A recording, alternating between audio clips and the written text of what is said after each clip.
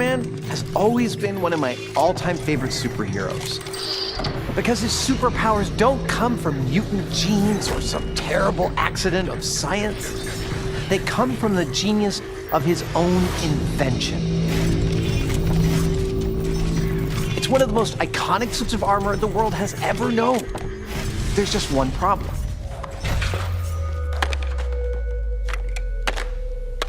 Can I get some help? As good as this suit looks, it is still just a work of science fiction, a clever mix of plastic, glue, and foam, and a nice paint job, but it ain't real. And I want to make a real Iron Man suit. Yeah, I really do. In this episode, I set out to make my own suit of Iron Man armor from titanium. I am so ready to fight crime. One that can take a bullet, survive a bomb blast, and one that I can fly in. At least I hope so. This is Savage Builds.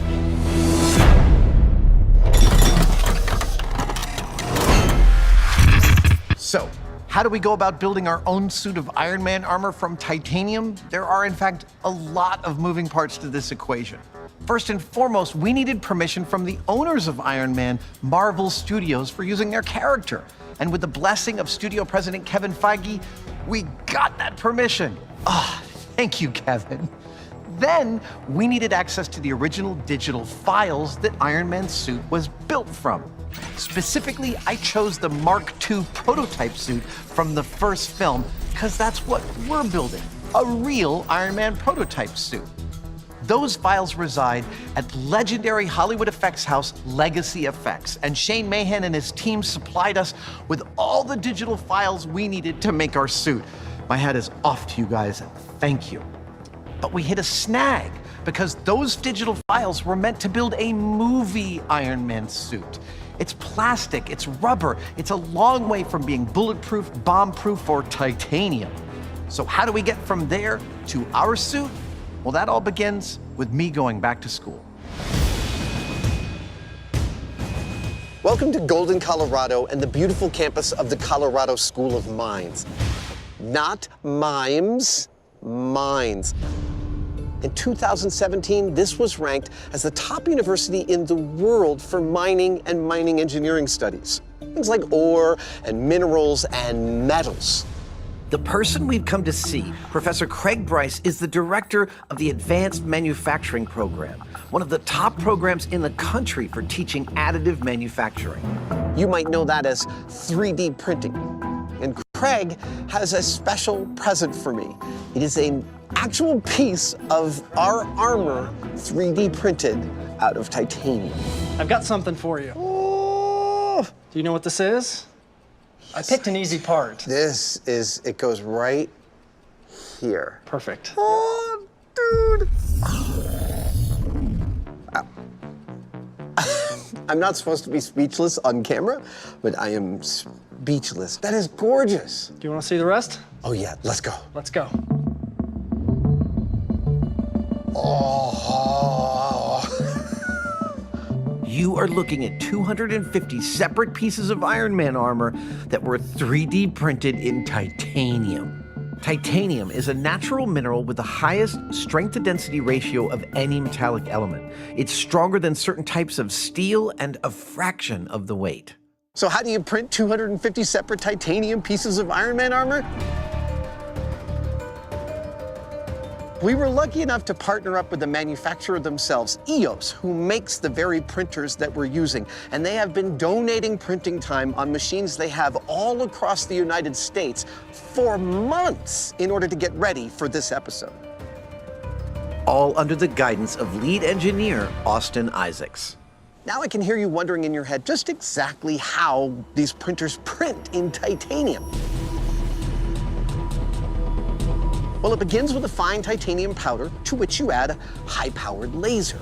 The printer itself takes the digital file you want to print and divides it into thousands of horizontal layers. Then for each layer, it lays out a few microns of the fine titanium powder, and the laser comes in and draws that layer. And by drawing, I mean it melts the titanium powder in the exact pattern that that layer needs to be. Then it lays down more powder, and the laser melts some more. Multiply that process by thousands of times, and eventually you have grown a solid titanium part from fine powder. The pieces were sent back to Craig, who, with the assistance of some dedicated grad students, got these parts cleaned up and ready for assembly. And that's where we are right now. Final pieces. Oh my God, look at that. Grad students Sarah and Jesse worked alongside Craig to help make this happen. Wow! As you know, in Ironman, the iconic chest piece that lights up. Yes, the palladium arc reactor that powers the suit. Yes. So I made you a ceramic chest piece that's additively manufactured. Oh my God, light comes through this. Yes. You are insane. Let's be clear, our version of Iron Man's iconic glowing chest piece is strictly decorative. Our suit will not be powered by a virtually unlimited power source like the arc reactor. That is still very much science fiction. And unlike the titanium sections that we hope will stop a bullet, the ceramic piece is not bulletproof. Got it? Look at that. There we go. That looks so good. So I think we have enough for fitting you up with one arm, the hand, the forearm, the bicep and tricep, and the shoulder with the pauldron. Fabulous. That sounds perfect.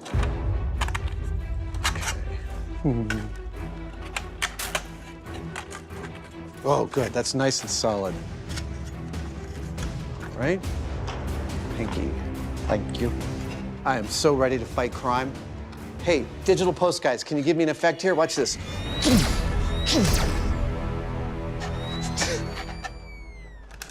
Amazing. Still a lot of work to do, but man, this is how to get inspired to do it. I am so gobsmacked by the amount of labor and time and love and energy you guys have all put into this. Here, let's shake hands. Oh, how does that feel? Feels great. It's time to bid a grateful goodbye to Craig and his team, pack up all the parts, and deliver them back to San Francisco to my team, where they can start the time-consuming process of putting this suit together. In the meantime, I'm gonna learn how to fly. From this guy.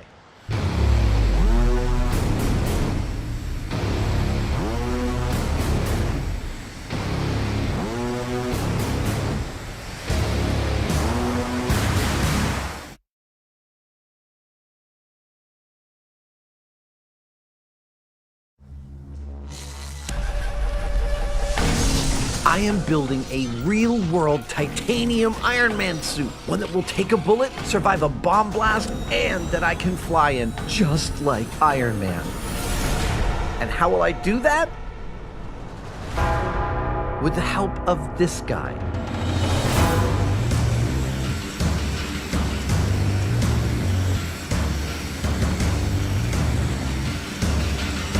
Meet Richard Browning, inventor and chief test pilot of the Gravity jet suit.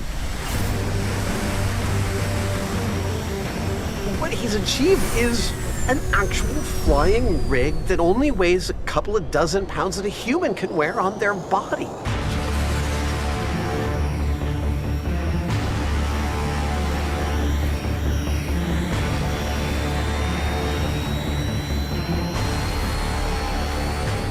I've always had a fascination and a real passion for flight. I had a background from calisthenics training, and before that in the Royal Marines Reserve in the UK.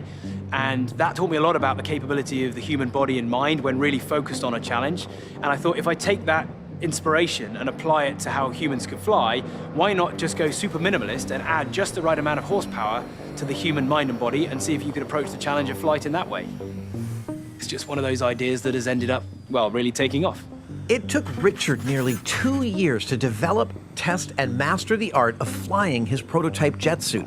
And I'm going to attempt to learn how to fly it in just a matter of hours. Walk me through the basics. we've got a jet suit here which is made up of 5 jet engines, real micro versions of the gas turbines you have on a jet fighter or an aeroplane you go on holiday in. Now, the arrangement we've ended up with is 2 on each arm and 1 round the back. And if you imagine that really between those 5 engines, they create like 3 legs of a camera tripod. Rather than controlling the throttle of all of those engines, it's worked really well to do something called vectoring. The idea is, as you squeeze on the power, you're leaning forward slightly, so that rear engine is actually leaning back a bit. So that's that's 1 leg of your 3-legged camera tripod. Oh, okay. And then you've got the other leg here and the other leg here. And the idea is you squeeze on that power, and then as you bring the arms inwards, gradually all of that power is enough to offset your weight and the weight of the system. And that's when, as I'll hopefully demonstrate to you, you'll see my feet just come kind of effortlessly off the ground. So in terms of flight control, you accelerate the throttle to the preset power level that's required for your weight and the ambient temperature. There's some variability there. Squeeze that trigger in and you feel that power.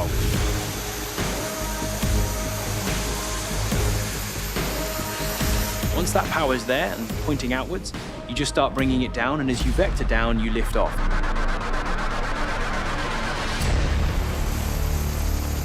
If you actually want to rotate yourself, all you're doing is just sort of robot arms kind of action, but you're just pointing a little bit of thrust backwards one way and a little bit thrust forwards the other way, and that will induce a rotation. If you want to go left, then actually just pointing your right-hand engines to the side will actually take you left, and the same with the other side. The same with forward and backwards. If you want to go high, you keep vectoring down. If you want to come down, you flare back out, and then you just gently sink. I'm really looking forward to you having a go. Looks like you are too. I am.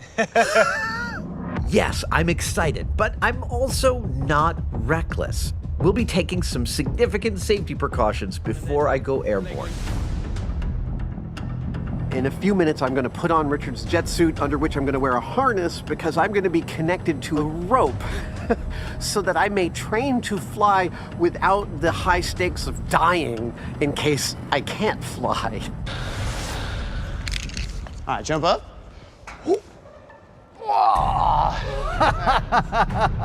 Put your right arm in there. Can you feel under your thumb the kill switch, little button? Yep. Okay, and then feel the trigger as well. So pull the trigger, got the that. trigger. My goal here is that Richard teaches me enough that I can fly untethered. Because if I'm going to be Ironman, I gotta fly without a rope, but I only have a few hours. We have the amount of time we have today for me to get comfortable on that rig so that I can try it in the Ironman armor. Honestly, I'm not sure how I'm gonna do. There you go, that's your 1,000 horsepower of jet suit. We're going to start at 50% power for my body weight and then increase the power output in 10% increments. But it's enough to be able to feel the dynamics of, if you do that, guess what, you get blown that way, and your brain can start coding the action and reaction experience.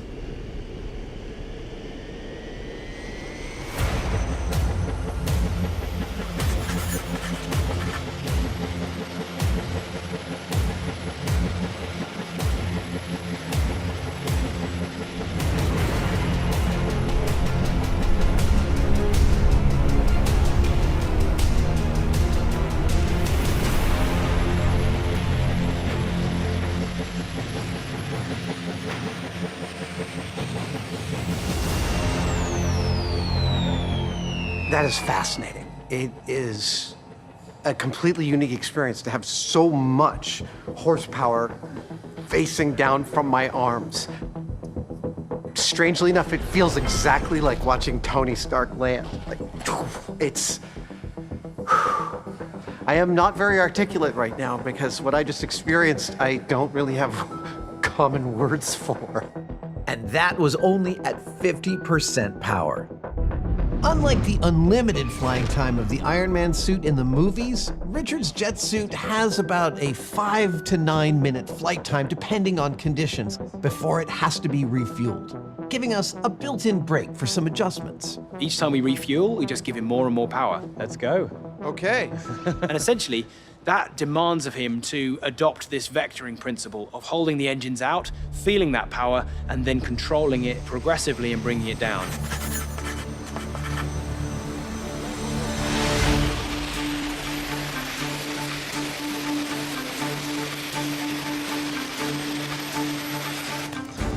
Okay,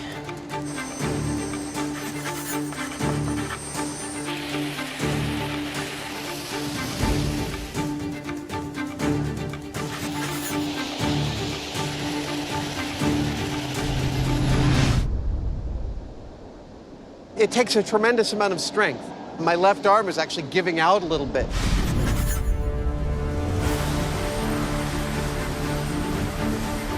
This certainly validates that it's not maybe as easy as it looks. Certainly to go from no experience to trying to fly in one day, this really confirms how challenging that can be. This right here is one of the hardest skills I've ever had to learn. I taught myself how to ride a unicycle. Hell, I drove an Indy car and didn't pop the clutch. But none of that comes close to comparing to this. So we started that last one at 100%. He's gonna have to learn to be able to hold that hover, and we should see that, but he's swinging everywhere. That does put into question his progress today, at least. Yeah, you look tired. I am Yeah.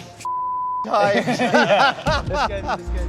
I don't have much more time to learn this machine before getting in the Ironman armor. So frankly, at this point, I'm not sure I'm gonna be able to fly as Ironman.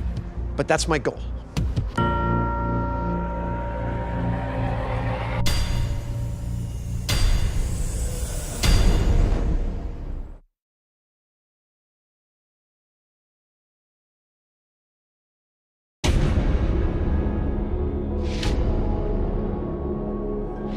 My attempt at flying fell a little flat. This right here is one of the hardest skills I've ever had to learn. Now it's time to come back down to earth. Before I can resume flight training, I need to jump back into the painstaking work of assembling the hundreds of pieces of the Ironman Mark II armor. The Ironman suit is back in San Francisco, and it is assembly day here in the shop. We have a whole bunch of titanium parts, and it's time to get it all together so it will be wearable by me by the end of today. Here's hoping it all gets together. With 250 individual parts, getting organized is key. The first step is labeling and sorting so we know just how everything fits together. It's like this is the upper part and this is the lower part. Next, we begin the assembly process, which starts with figuring out how to fasten the pieces to each other. Working with titanium poses a unique challenge. One of the reasons we wanted to go with titanium is because it's super light and legendarily strong. But the difficulty with that strength is that we need to attach these pieces to each other, and no drill that we have in our possession actually even makes a scratch on this titanium. In fact, the only thing we've found that allows us to attach these pieces is this industrial hole punch. Check this out. This is how you make a hole in titanium.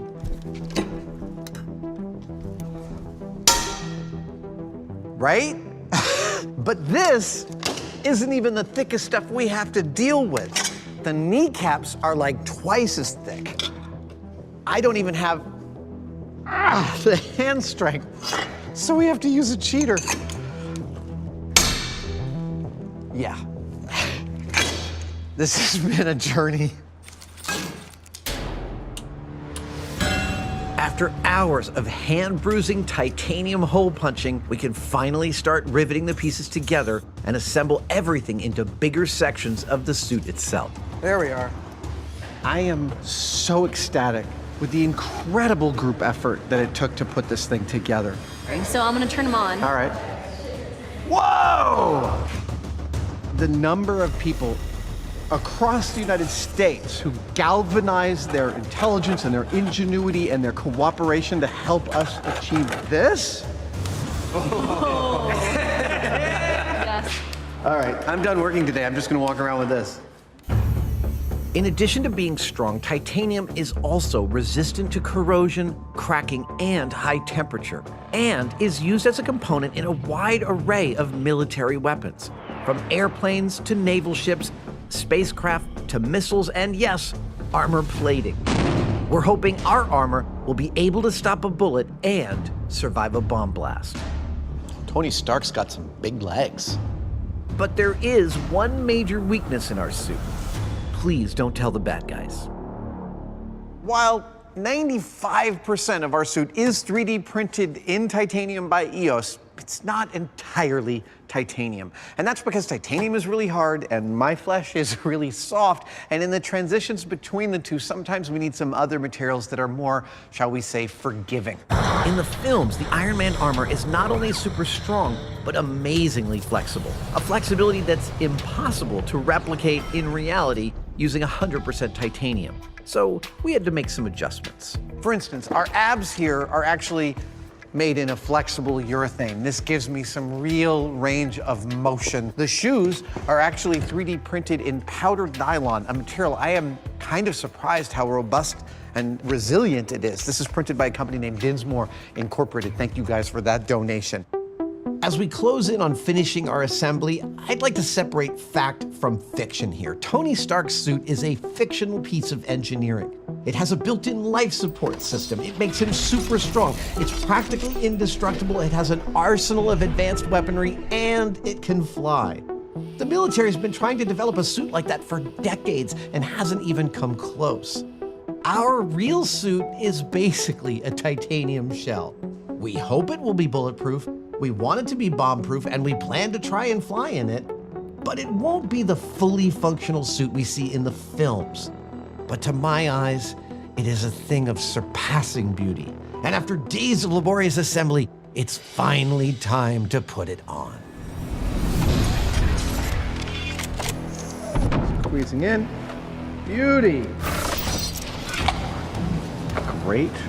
Awesome. Yeah. And finally, I am Iron Man.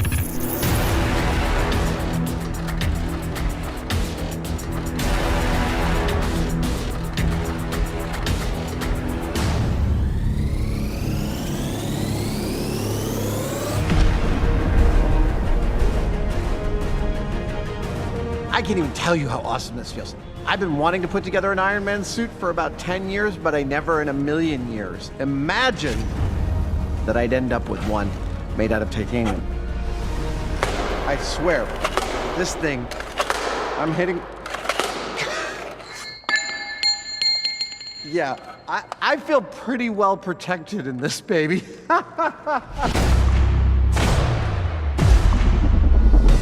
Other thing that I find really exciting about this titanium suit of Iron Man armor, there is only one in the world, and I am wearing it.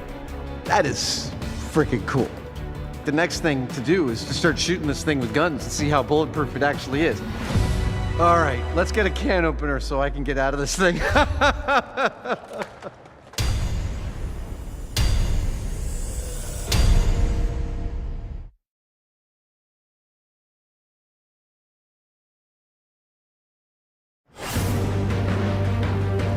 I said at the beginning that my quest was to create a titanium Iron Man suit capable of 3 things. It had to be bulletproof, bomb-resistant, and one I could fly in. It's time to test the first of those super abilities. I am standing in the Alameda County Sheriff's Department shooting range in Dublin, California, where we are planning to shoot some guns at our newly completed Iron Man armor to find out if it's bulletproof. And if it is, well, then it has crossed that divide from costume to real armor. I'm kind of excited to find out. It's like a cooking show, but with guns. For today's test, my team and I constructed a remotely operated gun stand that will allow me to pull the trigger from behind a shield to avoid ricocheting bullet fragments. We'll be firing multiple calibers of bullets to test the armor's resistance to increasing impacts. A 22 caliber, a 9mm, and a 45 caliber. Think of them as small, medium, and large. Awesome. I feel like that is in a good position. The impact of a bullet is determined by the projectile's mass and velocity. The bigger the bullet and the faster it travels, the greater the damage done to the target. We're hoping the bullets won't penetrate our titanium armor, but if they do, we want to be able to measure the damage. Cue the dummy. Right here, right there. Perfect. We found this company that makes ballistic gel dummies with bones and organs that have been calibrated to be the correct density of proper organs. And as you can see, This one is slightly used. All right, get the armor. We'll be firing all 3 of our different caliber bullets from handguns at a distance of 20 feet, close enough to inflict mortal damage to an unprotected human torso. Safety is off. Here we go. Gonna shoot at some Ironman armor. Oh. All right, buddy. See you on the other side. Here we go. 3D printed titanium Ironman armor versus 22 caliber bullet in 3, 2, 1.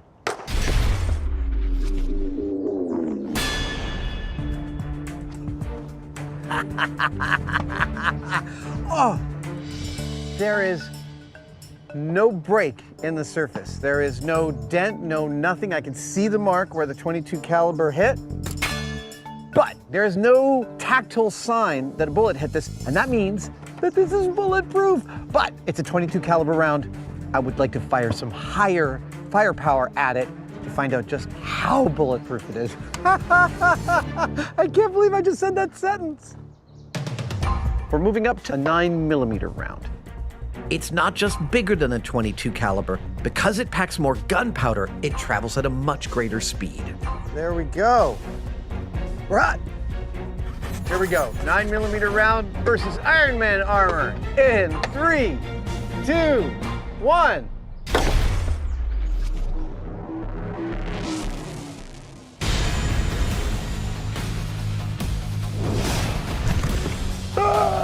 The cover for the light fell out, but let's go check out how we did. Oh, okay. Wow, I hit right next to the other shot. A tiny dent.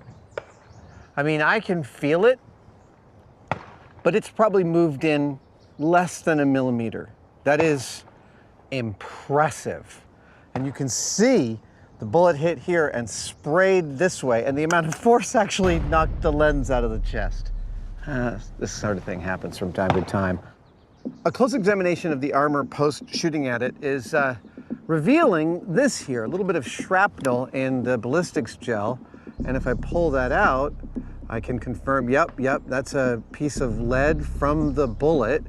And this is apparently one of the hidden dangers of wearing Ironman armor, is that as the bullet splashes off your chest, if you don't have proper neck and chin protection, well, all the pieces of that bullet have to go somewhere, and they're going to enjoy burying themselves into your tender flesh. Now we're gonna move up to the bigger bullet. With 60% more mass than the 9mm, the 45 caliber bullet is capable of much greater damage. All right, safety's off. Here we go. 3D printed titanium Ironman armor versus 45 caliber bullet. 3, 2, 1.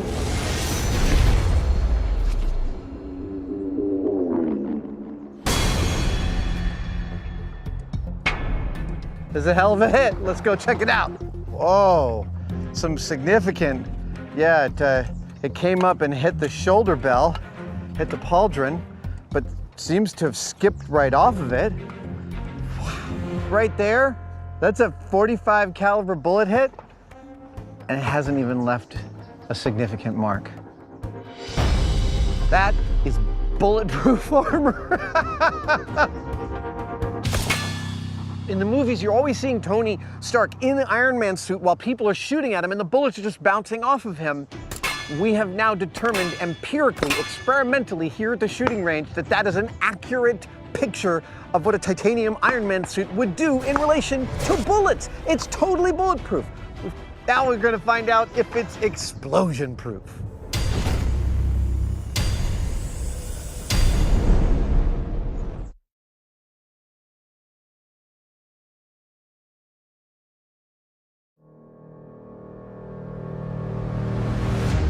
So, we have successfully built the suit of Iron Man armor from 3D printed titanium, and we have determined that it is bulletproof. But bullets are only one of the things you see Tony Stark survive in the suit. You also see explosions constantly going off right next to him, and he is relatively unaffected. So the question is, can our Ironman suit protect the wearer from an explosion?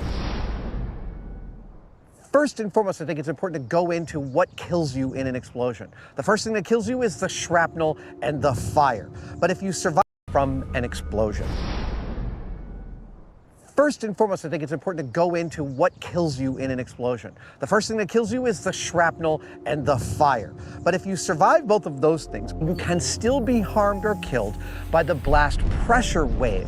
That is, as the explosive is expanding, it creates a front of air moving at an incredibly high speed. And when this pressure wave goes through your body, it moves every atom of your body a few microns at well past the speed of sound and turns the inside of you to jelly. It's awful. So how do we test whether our armor can protect the wearer from that? Well, that's why I'm standing on the bomb range in Alameda County right now. This is a burst disc. It's made by a company called Osico, and these burst discs have been calibrated to burst at anything over 75 pounds per square inch of pressure. And that is an amount that we have calculated as a pressure that would definitely kill you if you received it near an explosion. 4 is really close. Builder Jen Schachter and I will place the burst discs at 3 feet, 4 feet, and 5 feet from the explosion. The farthest disc that ruptures will determine our death zone. Then we'll repeat the explosion with the Ironman armor in that death zone.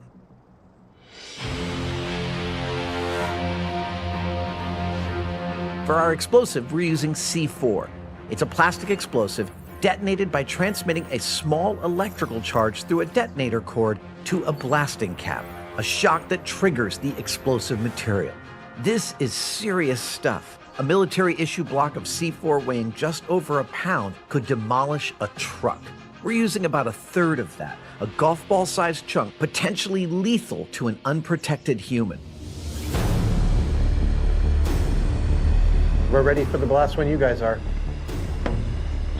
3, 2, 1. Oh, we lost one of our burst discs. It just popped right off the stand. Watching the high-speed camera, you can actually see the detonator cord deliver the charge, which in real time took less than 40 thousandths of a second. You can also clearly see the shock waves that hit all of our discs. Let's check this one out. All right. Oh, you got the GoPro and everything. Hello. The 4-footer and the 5-footer are both not burst, so this is our death zone, 3 feet. Now that we have used our burst discs to determine the perfect death zone, the distance at which the blast pressure wave would kill you, it's time to put our Ironman armor in harm's way. And to do this, we're using now 4 burst discs. And we're going to place 2 of them inside the armor and 2 of them outside the armor. Let's go 3 feet. Perfect. Awesome. And after we detonate, what we're looking for is any difference in behavior from the ones that were inside to the ones that were outside. After all the time and effort that went into building this suit, I can't believe we're about to do this. 3, 2, Come on, Iron Man. 1.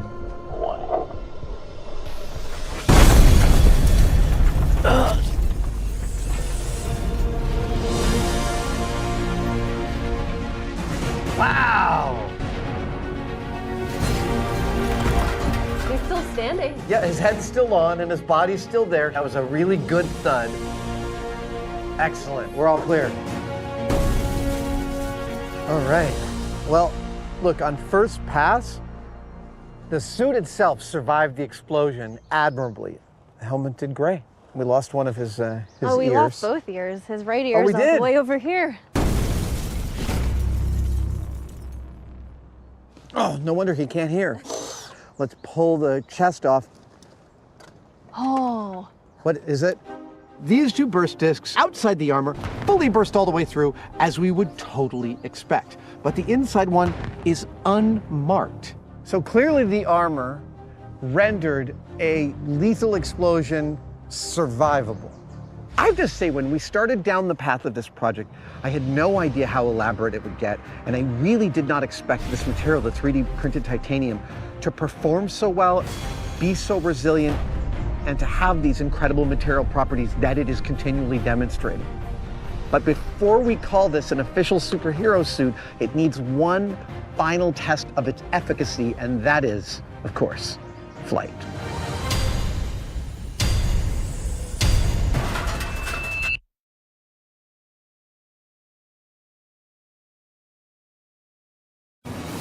We tested our Ironman suit against bullets, explosions, and now it's time for the final challenge, defying gravity. Today is the day I am putting on the Ironman armor and hopefully flying untethered. Last time he was on the tether, he made really awesome progress. His balance and stability and control was really coming together. What we're hoping to see this morning is that he can actually get up and hold a sustained hover. And if he manages to do that and land it several times, then we can consider taking him off that tether and then potentially adding that armor. Arms in. All right. Good. All right. That was good.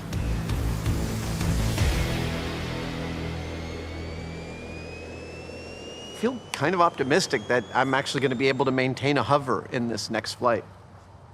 Great. Somewhat optimistic. Somewhat. I'm going to hedge my bets there.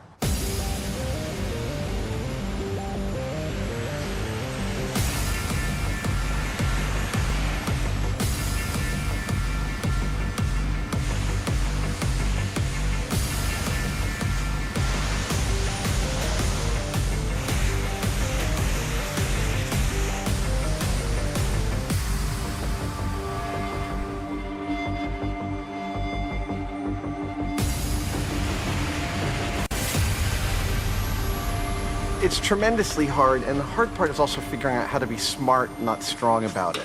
Your arms are quite out in front. If you bring them around here a bit, you'll be vectoring more downwards. Okay, good. That's one little tweak you could do. Okay. It's clear that the technique is about the geometry of the operator, not about the strength in their arms.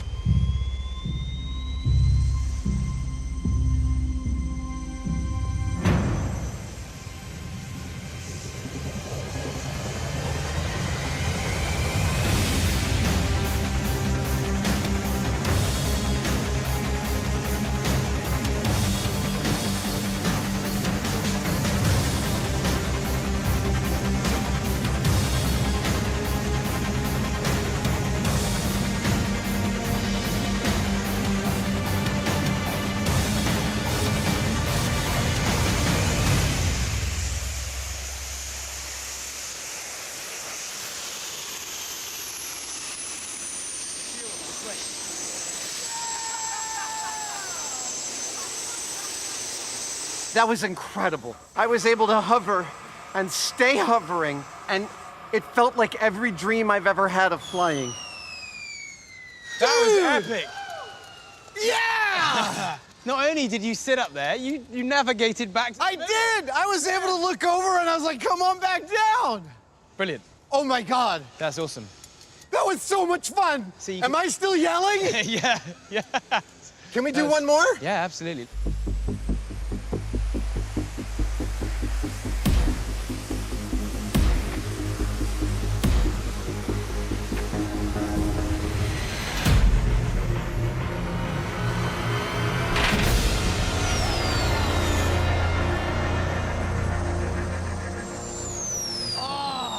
Well done. Thank you, handsome. Woo! Whoa, there's no way I should fly in the Ironman suit. I'm not hurt, but if I wasn't tethered, I could have been seriously injured. I'm not sure I want to admit this, but at this stage of my flight training, flying untethered in a suit of Ironman armor is probably a bad idea. The real goal is to make sure everyone is safe. I think the last thing I should do at this moment is strap another 25 pounds of titanium onto my body and take off my tether and try and do it. I don't think that's safe at all. The goal here wasn't for me to fly the suit. The goal was for the suit to fly. So I don't mind that it's not me flying, and so I'm calling it.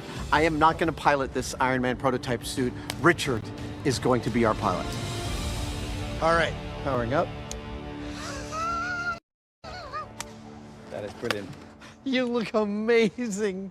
So do you think that you can fly in this? I reckon I can. All right, well, let's get to it. Ladies and gentlemen, I present to you Iron Man.